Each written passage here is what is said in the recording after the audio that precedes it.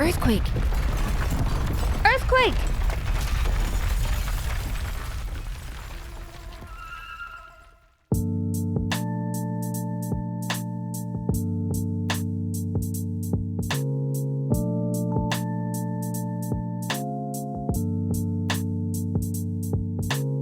Hi, I'm Linda. And I'm James. And I'm Sequoia, the science kid. We are the creators of QuakeFeed. Welcome to our podcast. Today, we'll talk about earthquake science. And we're going to make it really fun. But first, we'd like to remind you that the Great Shakeout is happening on October 21st. Safety first. The Great Shakeout Earthquake Drill is the perfect time to learn how to be safer during earthquakes. For example, you can practice drop, cover, and hold on. We did a whole podcast on drop, cover, and hold on. You can listen to it with your family and practice what to do when you feel the shaking. You can also make an emergency plan, update your supplies, and secure your home to help prevent injuries. Visit shakeout.org to learn more and register. Now, on with the show.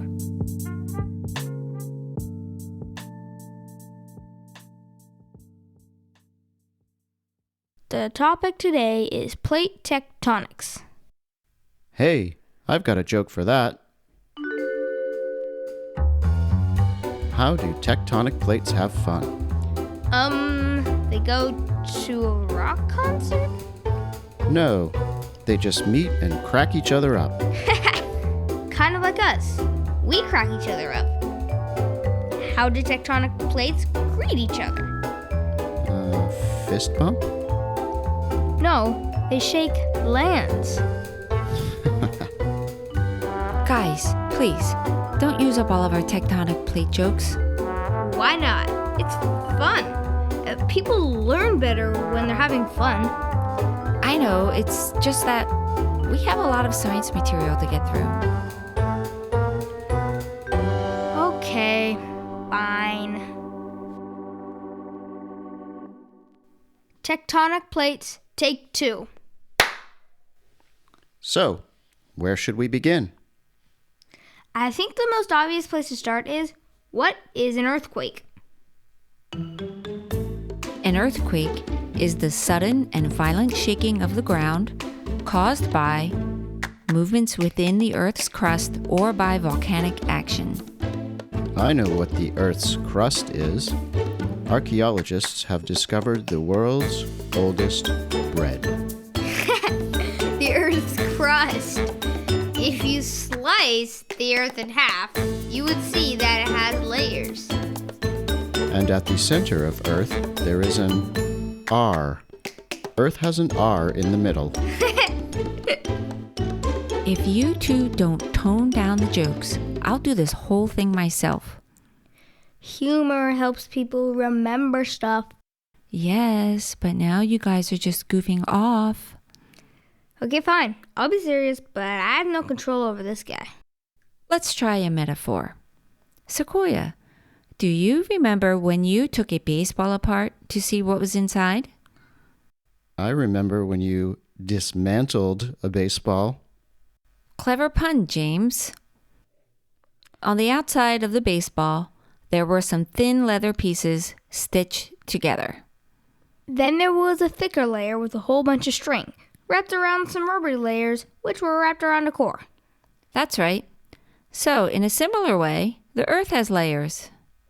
Are you saying the Earth is filled with string? Dad, it's a metaphor.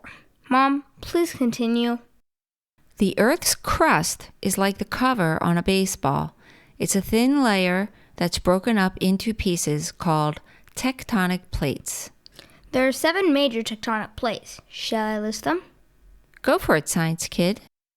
North American plate, South American plate, Pacific plate, African plate, Eurasian plate, Indo-Australian plate, and Antarctic plate. Correct. Those are the major plates. There are a bunch of smaller ones, too. The edges of the plates, where they meet, are called plate boundaries. Are they stitched into place with red thread? Dad, the tectonic plates are not stitched together. They move. What kind of movement? Like a curveball or a screwball? Dad, you're a screwball. The tectonic plates can move toward each other, away from each other, or they can slide alongside each other. Oh, so more like a slider. Dad, stop. Seriously. We're done with the baseball metaphor. Mom, cue the music. When two plates move toward each other, that is called a convergent boundary. They're converging. Get it?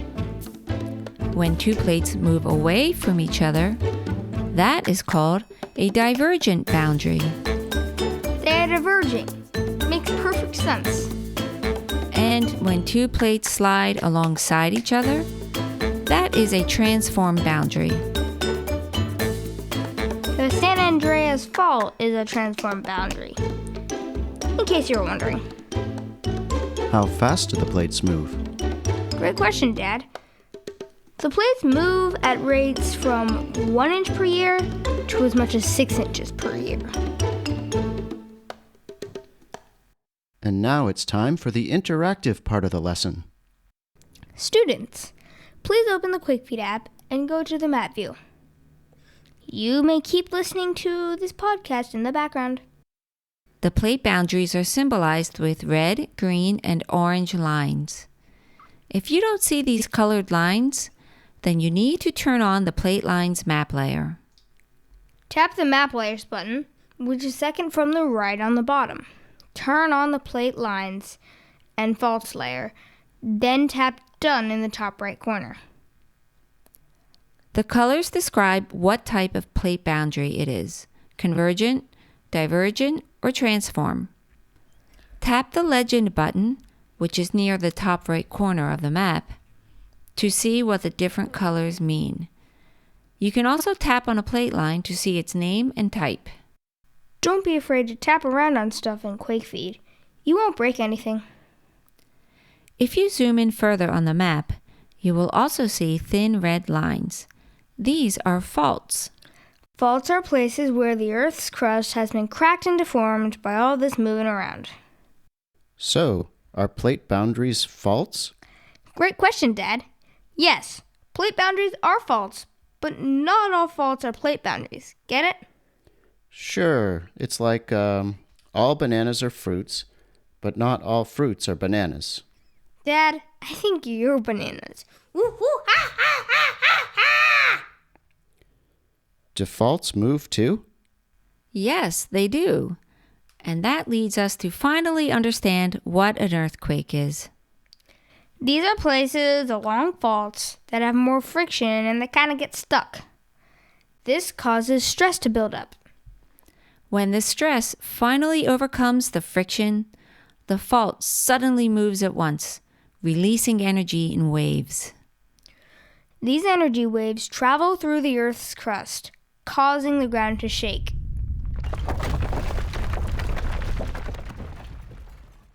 All this talk about movements made me think of a joke. Why do tectonic plates wear diapers? Here we go. I don't know. Why? Because they're in continents. What do you call two tectonic plates having a fight? I give up. Ground beef. I have a good one. Are tectonic plates dishwasher safe? I don't know, but they're perfect for a continental breakfast. Nice try, Mom. What type of treat does a tectonic plate bring to its birthday party? I don't know. An earth cake. That reminds me. I want a whoopee cushion for my birthday. Too late. Your birthday was last week. Darn. And now it's time for Ask the Science Kid. This is a new segment where we feature an interesting question that we received recently. Since I'm the science expert around here, I get to answer it. And best of all, I get to play my own intro music that I made myself.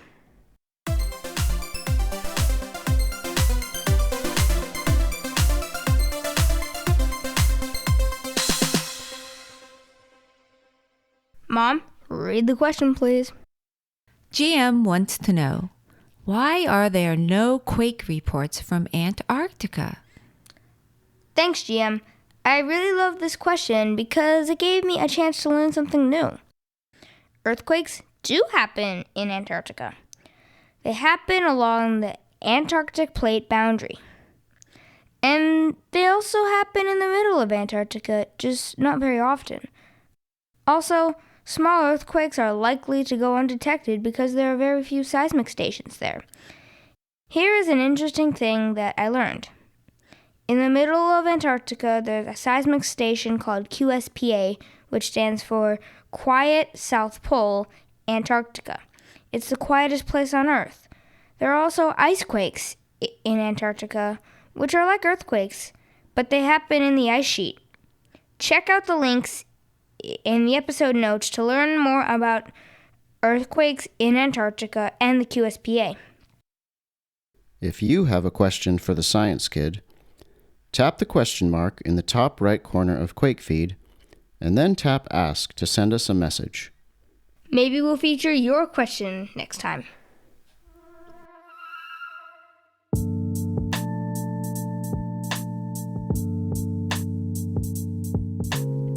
That's it for today's podcast. We hope you had fun and you learned something new. One last thing before we go. We recorded a How to Use QuakeFeed 5.2 video. QuakeFeed has many new features, and we want to make sure that you know how to use them. Search for QuakeFeed on Instagram or YouTube, or just use the links in the episode notes. That's all for now. Thanks for listening, everyone. Remember to send me your questions. Peace out, dudes.